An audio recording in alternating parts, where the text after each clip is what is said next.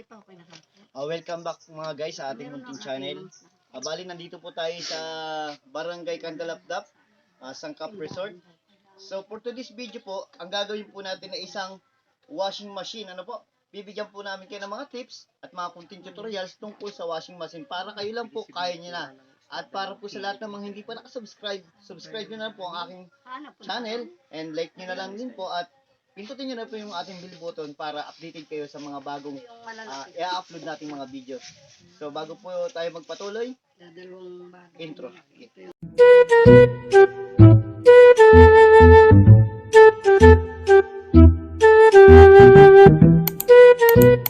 So bali, titesterin po natin itong ating makina gamit ang analog tester na po. So ito po naka-plug. Yung isang plug po niya, isang test probe niya na dito sa power power supply niya, power supply wire niya po. So ayan, testerin po natin. Ito pala po yung power supply. Sorry, mali na naman po tayo mga kaigan. Ayan.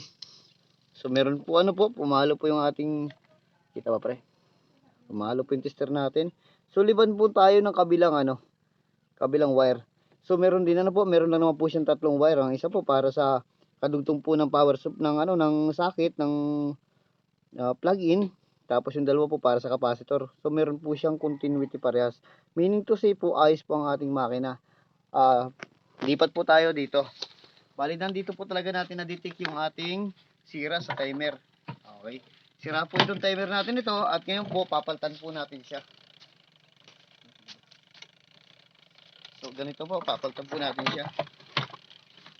Bago pa po yung timer natin. Bago pa po yung timer. Yung ating kakalasin. Pero sumira na po kahit mukhang bago. Ayan. Alam niyo po ba mga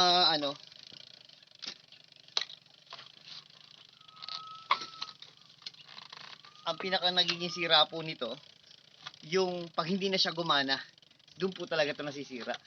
Wow! So, ang hirap lang po talaga tanggalin. Tiis lang po. Diyos ko po. Dito po sa ganitong mga trabaho, kailangan nyo po ng medyo persahan. Ayun, natanggal ko na po mga So, ang kasunod po natin gagawin ay ikakat na po natin itong wire po. Pare, meron po siyang isang kulay, ang pangalan itong kulay na to? What? Kulay, bahala na to kung anong kulay to, siguro to brown, ayan. Tapos meron po siyang kulay dalawang dilaw, yung brown po na yan, connected po yan ng kanyang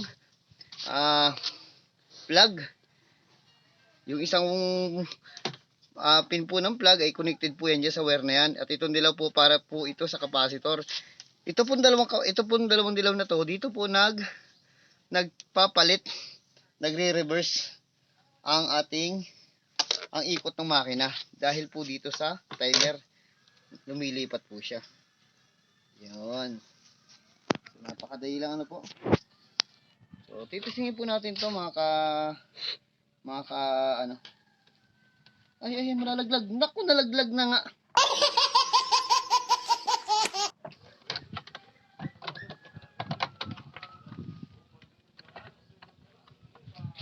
So, bali ito na po. Kinakabit ko na po at naitap na po natin yung tatlong wire.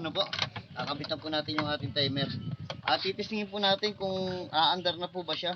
Matapos natin kabit. So, ito po. Pigitin natin. At make sure po na hindi maglalapat-lapat habang tinitesting lang natin.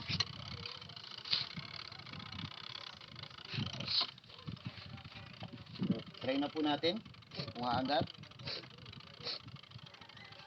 So yun, wala pa rin po.